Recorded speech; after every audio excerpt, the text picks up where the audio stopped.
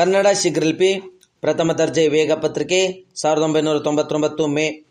ಮಾನ್ಯ ಸಭಾಧ್ಯಕ್ಷರವರೇ, ಮಾನ್ಯ ರಾಜ್ಯಪಾಲರ ಭಾಷಣದ ವಂದನಾ ನಿರ್ಣಯದ ಮೇಲೆ ಮಾತನಾಡುವುದು ಅವಶ್ಯಕವೆಂದು ಭಾವಿಸಿ ಸರ್ಕಾರದ ಕಾರ್ಯಕ್ರಮಗಳ ಬಗ್ಗೆ ಹಾಗೂ ಮುಂದೆ ರೂಪಿಸಿಕೊಳ್ಳಬಹುದಾದ ಜನಕಲ್ಯಾಣ ಕಾರ್ಯಕ್ರಮಗಳನ್ನು ಕುರಿತು ಸಭೆಯ ಮುಂದೆ ನನ್ನ ಅಭಿಪ್ರಾಯ ಹೇಳಲು ಬಯಸುತ್ತೇನೆ. ರಾಜ್ಯಪಾಲರ ಭಾಷಣದಲ್ಲಿ ಜನರಿಗೆ ಬ್ಯಾಂಕುಗಳಿಂದ ಮತ್ತು ಸಹಕಾರ ಸಂಘಗಳಿಂದ ಸಾಲ ನೀಡುವ ವಿಚಾರವನ್ನು ತಿಳಿಸಿದ್ದಾರೆ. ಈ ಸಮಗ್ರ ಸಾಲ ಯೋಜನೆಯಲ್ಲಿ ಭೂ ಅಭಿವೃದ್ಧಿ ಬ್ಯಾಂಕ್ ಮತ್ತಿತರ ವಾಣಿಜ್ಯ ಬ್ಯಾಂಕುಗಳು ಗ್ರಾಮೀಣ ಜನರಿಗೆ ಸಾಲ ನೀಡುತ್ತಿವೆ. ಆದರೂ ಗ್ರಾಮೀಣ ಜನರ ಮತ್ತು ಕೃಷಿಕರ ಸ್ಥಿತಿ ಸುಧಾರಣೆ ಆಗಿಲ್ಲ. ಇದರಿಂದ ಕೃಷಿಕರು ಲೇವಾದೇವಿಗಾರರ, ದಲ್ಲಾಳಿಗಳ ಮತ್ತು ಖಾಸಗಿ ವ್ಯಾಪಾರಿಗಳ ಹಿಡಿತಕ್ಕೆ ಸಿಕ್ಕಿ ಶೋಷಣೆಗೆ ಒಳಗಾಗುತ್ತಾರೆ. ರೈತನನ್ನು ಈ ಖಾಸಗಿಯವರ ಶೋಷಣೆಯಿಂದ ಸ್ವತಂತ್ರಗೊಳಿಸುವ, ಅವರ ಅವಶ್ಯಕತೆಗಳನ್ನು ಪೂರೈಸುವ ದೃಷ್ಟಿಯಿಂದ ರಾಜ್ಯದಲ್ಲಿ ಜಾರಿಗೆ ಬರಲಿರುವ ಸಮಗ್ರ ಸಾಲ ಯೋಜನೆಗೆ ನಮ್ಮೆಲ್ಲರ ಸ್ವಾಗತ ಇದೆ ಎಂದು ತಿಳಿಸಬಯಸುತ್ತೇನೆ.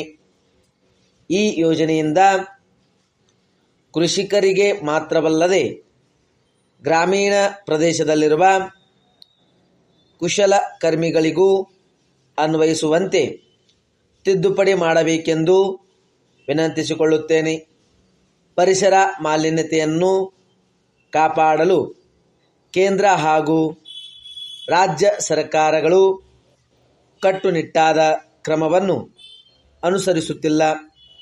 ಕೈಗಾರಿಕೆಗಳ ಒತ್ತಡದಿಂದ ಪರಿಸರದ ಮೇಲಿನ ಮಾಲಿನ್ಯ ಕೆಡುತ್ತಿದೆ. ಇದು ಆರೋಗ್ಯಕ್ಕೆ ಮಾರಕ ಎಂದು ಸಾಬೀತಾಗಿದೆ. ಬಂಡವಾಳಗಾರರು ಹಾಗೂ ಅಭಿವೃದ್ಧಿ ರಾಷ್ಟ್ರಗಳು ದೊಡ್ಡ ದೊಡ್ಡ ಕೈಗಾರಿಕೆಗಳನ್ನು ಸ್ಥಾಪನೆ ಮಾಡಲು ಅವಕಾಶ ಕೊಡುವ ಬೇರೆ ರಾಷ್ಟ್ರಗಳಿಂದ ಕೆಲವು ಬಂಡವಾಳಶಾಹಿಗಳು ವಲಸೆ ಬಂದು ಕೈಗಾರಿಕೆಗಳನ್ನು ಸ್ಥಾಪಿಸಿ ಪರಿಸರವನ್ನು ಕಲುಷಿತಗೊಳಿಸುತ್ತಿದ್ದಾರೆ. ಪರಿಸರ ಮಾಲಿನ್ಯದಿಂದ ಜನ ಜಾನುವಾರುಗಳು ಸುರಕ್ಷಿತವಾಗಿ ಬಾಳಲು ಶುದ್ಧವಾದ ಗಾಳಿ ದೊರಕದೆ ಜನರು ಅನೇಕ ರೋಗ ರುಜಿನಗಳಿಗೆ ಬಲಿಯಾಗುತ್ತಿರುವುದು ಬಹಳ ಶೋಚನೀಯವಾದ ವಿಚಾರವಾಗಿದೆ. ಅದಕ್ಕಾಗಿ ಕೈಗಾರಿಕೆಗಳಿಗೆ ಉತ್ತೇಜನ ನೀಡುವುದರ ಜೊತೆಗೆ ಪರಿಸರದ ಮಾಲಿನ್ಯತೆಯನ್ನು ನಿಯಂತ್ರಿಸುವ ಕಡೆಗೆ ಗಮನ ಕೊಡಬೇಕೆಂದು ಹೇಳಲಿಚ್ಛಿಸುತ್ತೇನೆ. ಸರ್ಕಾರವು ಅಭಿವೃದ್ಧಿಗಾಗಿ ಹಲವಾರು ಕಾರ್ಯಕ್ರಮಗಳನ್ನು ಮತ್ತು ಯೋಜನೆಗಳನ್ನು ಹಾಕಿಕೊಂಡಿದ್ದರೂ ಶಾಲಾ ಸಿಬ್ಬಂದಿ ವರ್ಗದವರ ಸಮಸ್ಯೆಗಳನ್ನು ಬಗೆಹರಿಸದೇ ಇರುವುದು ವಿಷಾದಕರವಾಗಿದೆ. ಇತ್ತೀಚೆಗೆ ಶಾಲಾ ಕಾಲೇಜುಗಳ ಅಧ್ಯಾಪಕರು ತಮ್ಮ ಸೇವೆಯನ್ನು ಕಾಯಂಗೊಳಿಸಬೇಕೆಂದು ಬಹಳ ದಿನಗಳಿಂದ ಮುಷ್ಕರ ಮಾಡುತ್ತಿರುವುದು ಶೋಚನೀಯವಾಗಿದೆ. ತಮ್ಮ ದೀರ್ಘಕಾಲದ ಬೇಡಿಕೆಗಳನ್ನು ಸಂಬಂಧಪಟ್ಟವರಿಗೆ ಮನವರಿಕೆ ಮಾಡಿಕೊಟ್ಟಿದ್ದರೂ ನ್ಯಾಯ ಸಿಗದೆ ಇರುವುದರಿಂದ ಧರಣಿ, ಮುಷ್ಕರ, ಪ್ರತಿಭಟನೆ ಹಾಗೂ ಚಳವಳಿಯ ಮಾರ್ಗವನ್ನು ಹಿಡಿದಿದ್ದಾರೆ. ಮಕ್ಕಳ ಭವಿಷ್ಯವನ್ನು ಯೋಚಿಸಿ ಅಧ್ಯಾಪಕರ ಬೇಡಿಕೆ ಬಗ್ಗೆ ಸಹಾನುಭೂತಿ ತೋರಿಸಬೇಕೆಂದು ಹೇಳಬಯಸುತ್ತೇನೆ. ಅಧ್ಯಾಪಕರು ಸಮಾಜದ ಶಿಲ್ಪಿಗಳು ಎಂಬುದನ್ನು ಸರ್ಕಾರ ಹಾಗೂ ಸಮಾಜ ಮರೆಯಬಾರದೆಂದು ಕಳಕಳಿಯಿಂದ ಮನವಿ ಮಾಡಿಕೊಳ್ಳುತ್ತೇನೆ. ದೇಶದ ಜನತೆಗೆ ಆಹಾರವನ್ನು ಒದಗಿಸಲು ರೈತರು ತೀವ್ರತರವಾಗಿ ಶ್ರಮಿಸಿ ಕೃಷಿ ಮಾಡುತ್ತಿದ್ದರು. ಅವರಿಗೆ ಸಕಾಲದಲ್ಲಿ ಸರ್ಕಾರದಿಂದ ಸಿಗುವ ಸೌಲಭ್ಯಗಳು ಸಿಗದೆ ಅವರು ನಿರಾಶರಾಗಿದ್ದಾರೆ. ನೀರಾವರಿ ಸೌಕರ್ಯ, ವಿದ್ಯುತ್ ಸೌಕರ್ಯ, ಬಿತ್ತನೆಯ ಬೀಜಗಳು ಹಾಗೂ ರಸಗೊಬ್ಬರವನ್ನು ಸರ್ಕಾರ ಒದಗಿಸಿದರೆ ರೈತರು ಸಂತೋಷದಿಂದ ಬೆಳೆ ಬೆಳೆಯಲು ಪ್ರಯತ್ನ ಮಾಡುತ್ತಾರೆ.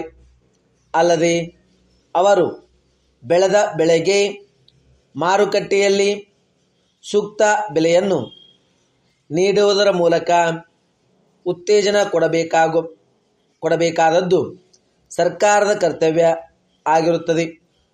ಆದರೆ ಇತ್ತೀಚೆಗೆ ರೈತರಿಗೆ ಸರ್ಕಾರದಿಂದ ಸೌಕರ್ಯ ದೊರಕದೆ ಅಲಕ್ಷ್ಯತೆಯನ್ನು ತೋರಿದ್ದು ರೈತರ ಅಸಮಾಧಾನಕ್ಕೆ ಕಾರಣವಾಗಿದೆ ಎಂದು ತಿಳಿಸಬಯಸುತ್ತೇನೆ. ರಾಜ್ಯದಲ್ಲಿ ಆಹಾರದ ಪರಿಪೂರ್ಣತೆಯನ್ನು ಪಡೆಯಬೇಕಾದರೆ ನಾವು ರೈತರನ್ನು ವಿಶ್ವಾಸಕ್ಕೆ ತೆಗೆದುಕೊಳ್ಳಬೇಕಾಗಿರುತ್ತದೆ. ಅದಕ್ಕಾಗಿ ರೈತರ ಮೂಲಭೂತ ಸೌಕರ್ಯಗಳ ಕಡೆಗೆ ಗಮನ ಕೊಟ್ಟು ವ್ಯವಸಾಯವನ್ನು ಕೈಗಾರಿಕೆಯೆಂದು ಪರಿಗಣಿಸಿ ವಿಮಾ ಸೌಕರ್ಯವನ್ನು ಒದಗಿಸಿಕೊಡುವುದರ ಮೂಲಕ ಅವರ ನೆರವಿಗೆ ಪೂರಕ ಯೋಜನೆಗಳನ್ನು ಹಮ್ಮಿಕೊಳ್ಳಬೇಕೆಂದು ಈ ಮಾನ್ಯ ಸಭೆಯಲ್ಲಿ ಸರ್ಕಾರಕ್ಕೆ ಮನವಿ ಮಾಡಿಕೊಳ್ಳುತ್ತಾ ಕಾಲಾವಕಾಶ ಕಲ್ಪಿಸಿಕೊಟ್ಟ ತಮ್ಮೆಲ್ಲರಿಗೂ ವಂದಿಸಿ ನನ್ನ ಮಾತುಗಳನ್ನು ಮುಗಿಸುತ್ತೇನೆ.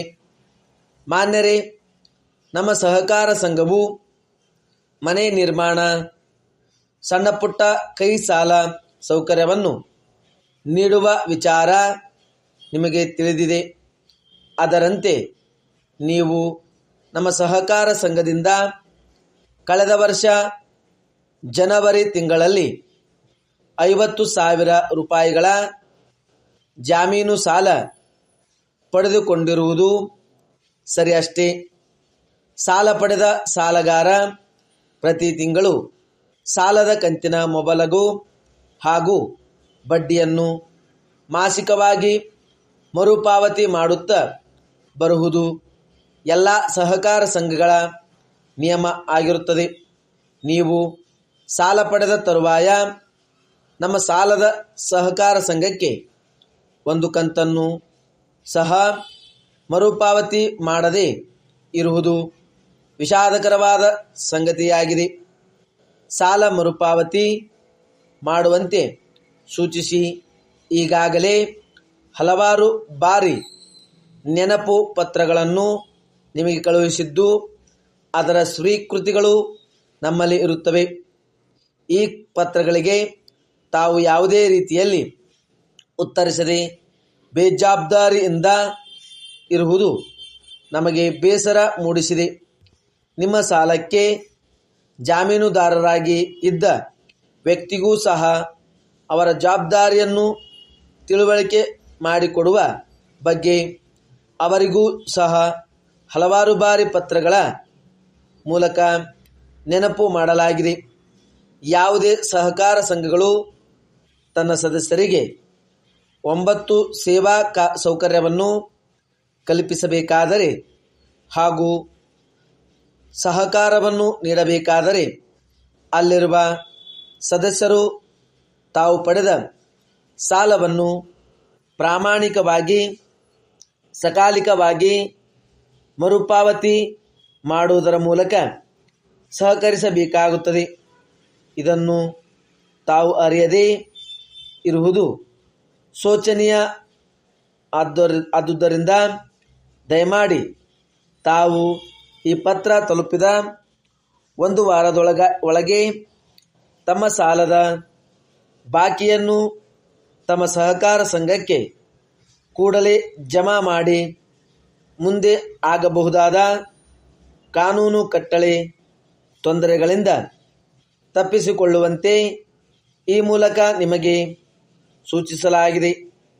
ತಮ್ಮ ವಿಶ್ವಾಸಿ ಗೌರವ ಕಾರ್ಯದರ್ಶಿ